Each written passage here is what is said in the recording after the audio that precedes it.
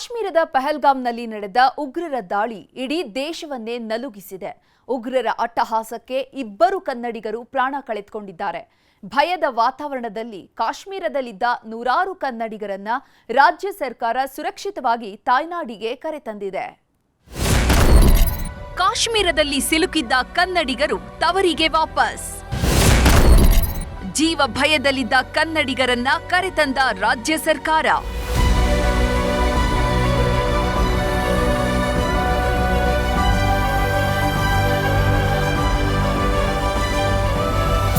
ಕಾಶ್ಮೀರದ ಪಹಲ್ಗಾಮ್ನಲ್ಲಿ ನಡೆದ ಉಗ್ರರ ಅಟ್ಟಹಾಸಕ್ಕೆ ಅಮಾಯಕ ಪ್ರವಾಸಿಗರ ಮಾರಣ ಹೋಮ ನಡೆದಿತ್ತು.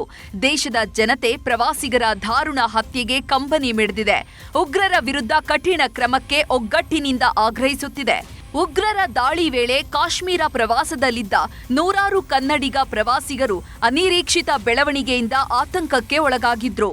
ಕಾಶ್ಮೀರದಲ್ಲಿ ಜೀವ ಭಯದಲ್ಲಿ ಆತಂಕಕ್ಕೆ ಒಳಗಾಗಿದ್ದ ಕನ್ನಡಿಗರನ್ನ ರಾಜ್ಯ ಸರ್ಕಾರ ಸಚಿವ ಸಂತೋಷ್ ಲಾಡ್ ನೇತೃತ್ವದಲ್ಲಿ ರಾಜ್ಯಕ್ಕೆ ವಾಪಸ್ ಕರೆತಂದಿದೆ. ಕಾಶ್ಮೀರದ ಶ್ರೀನಗರದಿಂದ ಇಂಡಿಗೋ ವಿಮಾನದ ಮೂಲಕ ಒಟ್ಟು 178 ಕನ್ನಡಿಗರನ್ನ ಬೆಂಗಳೂರು ವಿಮಾನ ನಿಲ್ದಾಣಕ್ಕೆ ಕರೆತಂದಿದ್ದಾರೆ.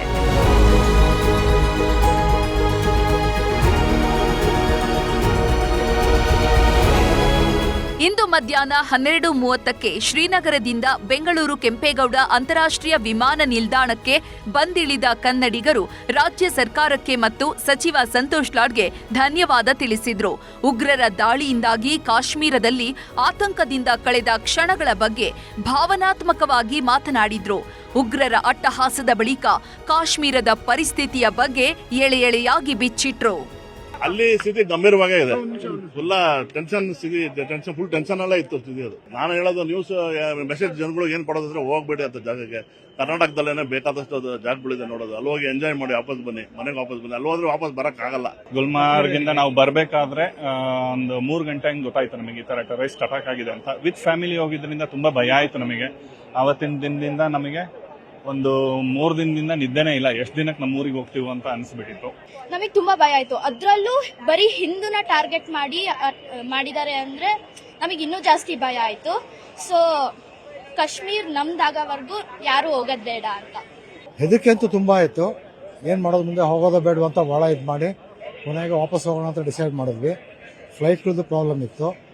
ಅವಾಗ ನಮ್ಮ ಸರ್ಕಾರ ಅರೇಂಜ್ ಮಾಡಿದೆ ಅಂತ ಗೊತ್ತಾದ್ಮೇಲೆ ಅವ್ರನ್ನ ಕಾಂಟ್ಯಾಕ್ಟ್ ಮಾಡಿ ಅವ್ರ ಜೊತೆ ಬಂದ್ವಿ. ಕನ್ನಡಿಗರನ್ನ ಮುತುವರ್ಜಿಯನ್ನ ವಹಿಸಿ ಸುರಕ್ಷಿತವಾಗಿ ಕರೆತರುವಲ್ಲಿ ಪ್ರಮುಖ ಪಾತ್ರ ವಹಿಸಿದ್ದ ಸಚಿವ ಸಂತೋಷ್ ಲಾಡ್ ಕಾಶ್ಮೀರದ ಭೀಕರತೆಯ ಕುರಿತು ಮಾತನಾಡಿದ್ದಾರೆ. ಅಲ್ಲಿನ ಸುರಕ್ಷತೆ ಬಗ್ಗೆ ಕೇಂದ್ರ ಹಾಗೂ ಕಾಶ್ಮೀರ ರಾಜ್ಯ ಸರ್ಕಾರ ಕ್ರಮ ವಹಿಸಬೇಕು ಎಂದಿದ್ದಾರೆ. 174 ಜನ ಕನ್ನಡಿಗರನ್ನ ಸುರಕ್ಷಿತವಾಗಿ ನಾವು ಶ್ರೀನಗರದಿಂದ ಬೆಂಗಳೂರಿಗೆ ಕರೆತಂದಿದ್ದೇವೆ. ಇನ್ನ ಕೆಲವರು ಜಮ್ಮುನಲ್ಲಿದ್ದಾರೆ, ಕಟ್ರಾದಲ್ಲಿದ್ದಾರೆ. ಅವರಿಗೆ ನಾವು ಮಾರ್ಗದರ್ಶನವನ್ನು ಕೊಟ್ಟಿದ್ದೇವೆ. ಸೇಫ್ಟಿಯನ್ನ ಗಮನಕ್ಕೆ ತಗೊಂಡು ಅವರಲ್ಲಿಂದ ಅವರ ಪ್ಲಾನ್ಗಳನ್ನ ಮಾಡ್ಕೊಳ್ಳಿ ಅಂತ ಹೇಳಿದ್ದೀವಿ. ಇದು one of the most horrible ಇರ್ತಕ್ಕಂಥ ಎಕ್ಸ್ಪೀರಿಯನ್ಸ್. ಜನರು ಯಾರದನ್ನ ಬಹಳ ಹತ್ತಿರ ನೋಡಿದ್ದಾರೆ. ಉಗ್ರರ ದಾಳಿಯಿಂದ ಕಾಶ್ಮೀರದಲ್ಲಿ ಪ್ರವಾಸಿಗರ ಹತ್ಯೆಯಾಗಿರೋದು ದೇಶವನ್ನೇ ಬೆಚ್ಚಿ ಬೀಳಿಸಿದ್ರೆ ಕಾಶ್ಮೀರದ ಪ್ರವಾಸೋದ್ಯಮವನ್ನ ಪ್ರಪಾತಕ್ಕೆ ತಳ್ಳಿದೆ. ಉಗ್ರರ ದಾಳಿ ವೇಳೆ ಕಾಶ್ಮೀರದಲ್ಲಿ ಸಿಲುಕಿದ್ದ ಕನ್ನಡಿಗರನ್ನ ಸರ್ಕಾರದ ಮುತುವರ್ಜಿಯಿಂದ ರಾಜ್ಯಕ್ಕೆ ವಾಪಸ್ ಕರೆತರಲಾಗಿದೆ. ಆಗಿತ್ತು ನಮ್ಮ ಈಶ್ವರ ಖಂಡ್ರಿಗೆ ಧನ್ಯವಾದ ಹೇಳ್ಬೇಕು ಸರ್. ನಾವು ಆಮೇಲೆ ಸಂತೋಷ್ ಬಿ ಹೇಳ್ಬೇಕು ಸರ್, ಸಂತೋಷ್ ಸರ್ ಬಿ ಹೇಳ್ಬೇಕು ಸರ್. ನಮ್ಗೆ ಕರ್ಕೊಂಡ್ ಬಂದಿದ್ದಕ್ಕ ಭಾಳ ಥ್ಯಾಂಕ್ಸ್ ಸರ್. ನಮ್ ಜೀವ ಉಳಿಸಿದಕ್ಕೆ ಭಾಳ ಥ್ಯಾಂಕ್ಸ್.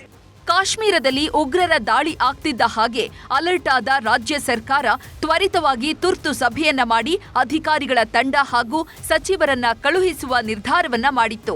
ಅಲ್ಲಿ ಸಿಲುಕಿದ್ದ ಕನ್ನಡಿಗರು ಹಾಗೂ ಮೃತದೇಹಗಳನ್ನ ಕರುನಾಡಿಗೆ ಕರೆತರುವಲ್ಲಿ ವಿಶೇಷ ವಿಮಾನ ವ್ಯವಸ್ಥೆ ಮಾಡಿ ಸಿದ್ದರಾಮಯ್ಯ ಸಮರ್ಥ ನಾಯಕ, ಸಮರ್ಥ ನಿರ್ಧಾರ ಸಹಕಾರಿಯಾಯಿತು ಎನ್ನಬಹುದು. Karthik, political bureau, news 18.